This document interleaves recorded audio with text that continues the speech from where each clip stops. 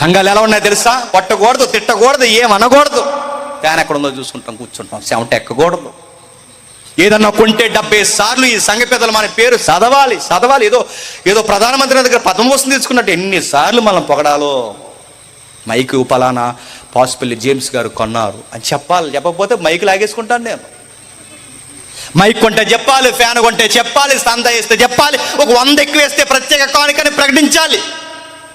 నేను అడుగుతున్నాను, డెలీలా తొడ మీద సంసోని ఎలా అయితే జోలపాట్లకు నిద్రపోయారో ఈరోజు సంఘాలు నిద్రపోయాయి. కనుక నేను మళ్ళీ చెప్తున్నాను, మళ్ళీ సెంట్రల్లో మోడీ వచ్చాడు, గుర్తుపెట్టుకోండి. మీరేమనుకుంటా అనుకో, నిద్ర వదిలిపోవాలి సంఘాలకి, జాడ్యం వదిలిపోవాలి సంఘాలకి. మతోన్మాదం పెరగాలి, నాణ్యమైన క్రైస్తవం బయటికి రావాలి. పేర్ల కొరకు, గొప్పల కొరకు, పాంప్లెట్లు పేర్ల కొరకు, కులాల కొరకు, వర్గాల కొరకు, వంశాల కొరకు, కానుకల కొరకు, భోజనాల కొరకు గొడవలు పెట్టుకునే ఈ దరిద్రం క్రైస్తవం నుంచి బయటికి పోవాలి. ఉన్న 4 సంఘాలన్న ఐక్యతతో కలిసి చావోరేవో యేసు కోసమే చస్తామన్న గొంతులు బయటికి రావాలి. ఆ 4 చాలండి యేసు.